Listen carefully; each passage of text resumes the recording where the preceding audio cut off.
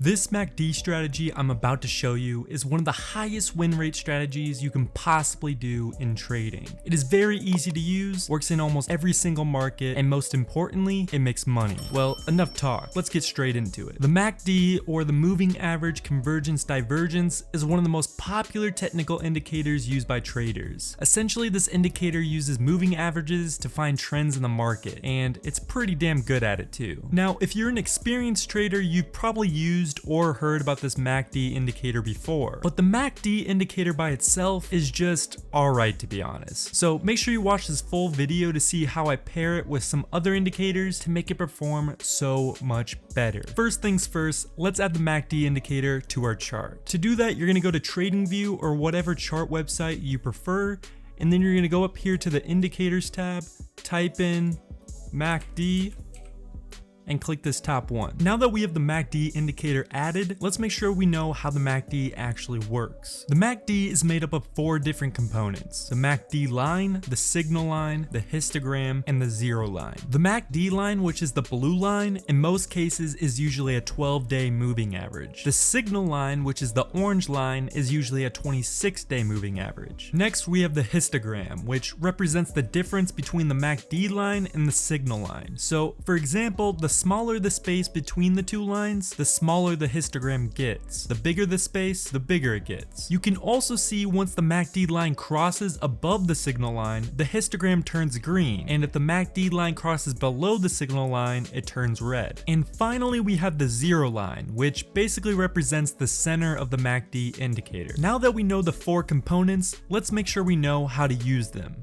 The MACD indicator is insanely good at finding trends in markets. How you can tell if a chart is about to have an upward trend is by looking for a cross upwards between the MACD line and the signal line. For example, here the MACD crosses above the signal line, indicating the chart is in an upward momentum. And here the MACD crosses below the signal line, indicating it's in a downward momentum. You can also use the histogram to indicate how much momentum there actually is. So if the histogram is getting bigger, that means there is an increase in momentum. If it's getting smaller, there's a decrease in momentum. So how you actually want to use this indicator is by when the line crosses upwards, but only if they cross below the zero line. If they cross and it's above the zero line, you wouldn't want to enter the trade. It's the same concept with shorting. You only want to enter a short trade if the lines are crossing downward and it's above the zero line. So as you can see just by watching this indicator is extremely easy to use. But the problem most traders encounter is that they only use this indicator by itself. Let me tell you why this doesn't work. The MACD indicator works extremely well if the market is in a trend. So for example here, the MACD indicator is doing a great job indicating when the price is about to move upward because the chart is in an upward trend. But here the price is in a downward trend, but the MACD is still signaling to buy long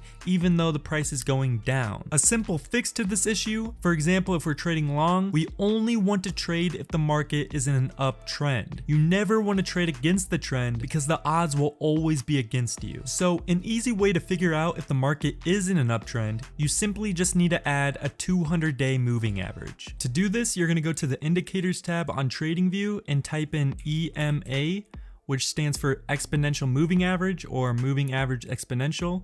Click the top one.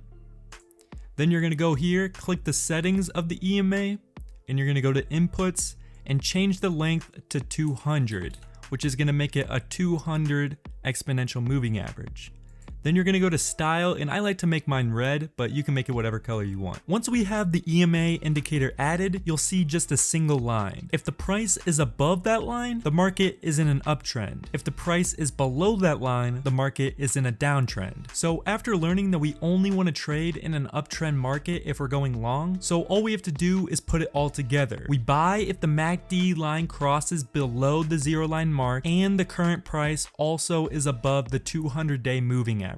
This will guarantee that you are only trading when the market is in an uptrend, which is a very powerful combo. If you wanted to short, you would do the exact opposite. So make sure the price is below the 200-day moving average and the MACD lines are crossing downward above the zero line. So as an example, we would want to enter a long trade right here because the MACD lines are crossing upwards below the zero line and the current price is above the 200-day moving average. Now what I like to do is set a stop loss below below the 200-day moving average. So the 200-day almost acts as a wall that the price has to break through to hit the stop loss. Then I like to have a 1.5 profit ratio for my profit target mark. So as you can see for this example, the strategy worked exactly as we wanted it to, and we made money. But we can still make this trading strategy even better. This MACD strategy combined with a 200-day moving average works extremely well only if there's a lot of price movement. Where the strategy starts to get kind of iffy and giving false signals is when the chart starts going sideways and losing momentum. So as you can see here, the chart is moving sideways and lost almost all of its upward momentum, and the MACD is giving lots of false signals. If you traded here, odds are you probably lost money. To fix this issue, we have to combine the MACD with price action. To do this, identify a key support or resistance where the price hits and bounces. So as you can see, the price goes down, hits this point, and reverses upwards. The next step is to wait for that price to hit the same key level again, and once it does, we are expecting the price to bounce off the support and go upwards just like it did before. But as a clear side note, just because we made this support and it bounced off this before doesn't mean that it'll always do it again. It can easily break through the support and drop lower if it has enough momentum. If we want to make sure the price is about to change in momentum, that's when we bring out the MACD indicator. So what you would do is make sure the price is above the 200-day moving average. Once the price hits the support made, wait for the lines on the MACD to cross below the 0 level, and that's when you enter the trade. I just revealed to you how the MACD 200-day moving average and using support and resistance levels gives an extremely high win rate with this strategy. All I ask in return is if you can take 2 seconds of your time and like this video. If you want to stay up to date with my future strategies, make sure to subscribe, because in my next video I'm planning to release a strategy that works even better than this MACD strategy. Hope you guys all learned something from this video, and I'll see you guys next time.